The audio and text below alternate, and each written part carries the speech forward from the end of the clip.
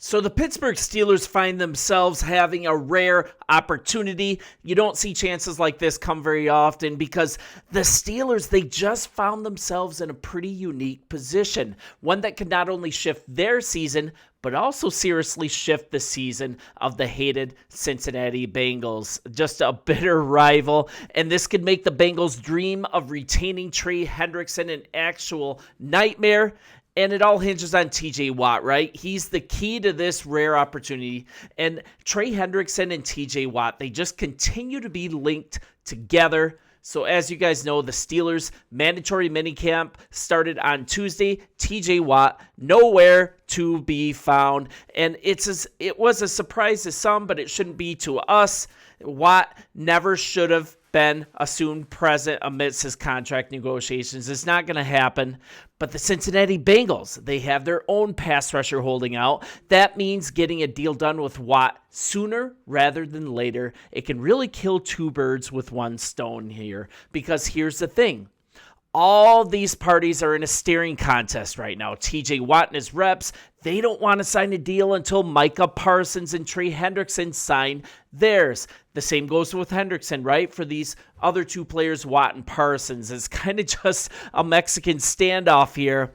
But if the Steelers ink Watt as quickly as possible, a deal that clears what Myles Garrett got this offseason, then everything's out of the way, and it's maybe only for a few days or a few weeks, barring when and how Parsons signs. I mean, that's going to happen soon. Not to mention Hutch from the Detroit Lions. He very well might sign an extension while the Steelers are playing a waiting game with TJ Watt. So just pay him a little more than Garrett right now. Watt could earn the title as the league's highest paid non-quarterback just for a little bit of time. And then if Trey Hendrickson goes to the Bengals and says, give me what Watt got, the Bengals, I think they're going to cave. I think they're going to send Hendrickson to another team, and that would then get one of the best pass rushers in the NFL out of this division, out of the Pittsburgh Steelers' way. Because you guys have been watching the Steelers long enough. You've seen what Hendrickson and Garrett due to the Steelers' offensive line over the years. It's absolutely not pretty, and getting one of those guys out of the way would be a huge benefit, and it would kind of kick that into motion with the Steelers getting this Watt deal done as soon as possible. You don't want to be the last person on these standoffs, playing musical chairs, the last guy that gets signed. It could cost the Steelers another $10 million per by the time Micah Parsons signs what's presumably going to be a $200 million contract. So the price only goes up, right? Watt might be in his 30s, but he has all the leverage in these negotiations. So the Steelers simply don't win games when he's not on the field, though. If you want to look at the value of TJ Watt, they're 1-10 when Watt does not play. So you got to get it done right now. And let's not wait till training camp or even after. Just get rid of the headache and force the Bengals to finally move one of their best defenders. Then the Steelers should be doing absolutely everything that they can to get this deal done. We're looking at kind of and this is really interesting, the scale of these fines here. Over the course of the 3-day minicamp, Watt will be fined a total of $104,768. The first day veteran players missing camp are fined over $17,000 each day. It doubles the amount. It's up here on this chart. I just think that's really interesting because players on veteran deals, including the Bengals' Trey Hendrickson, they're subject to these fines. And I guess it doesn't matter to these guys. It would matter a lot to you and I. But apparently this isn't a big deal because he's looking at the long view.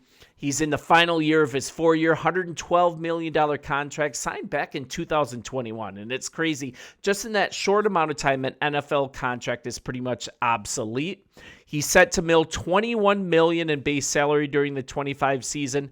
And we're looking at the 2021 Defensive Player of the Year. He hasn't addressed the situation publicly lately, except for, the peace sign on Instagram. But there's hope that the two sides are going to agree on an extension before this season begins. Two factors probably being considered. Once again, Myles Garrett, he signed the largest non-quarterback NFL deal in history, $160 million. And also you're looking at the Steelers maybe having a little bit of stage fright after handing DK Metcalf the biggest contract in franchise history. We're talking $150 million. But then again, these two numbers of Garrett and of DK Metcalf, that's probably the main sticking point when Watt is coming to the negotiation table. So this could be a situation that plays out deep into training camp. I really hope not. Let's get it done quickly. The time clock is ticking, and let's put the pressure on the Cincinnati Bengals. And you don't want to be for a second taking the Cincinnati Bengals as an example. You guys have seen how well they've bungled all of these contracts. They've waited and waited and waited on Chase, then paid the highest contract for a wide receiver in the NFL, and then they waited on T. Higgins. They even actually tagged him for multiple years, forcing their hand finally to give him just a ridiculous contract, a really high contract for a number 2 receiver.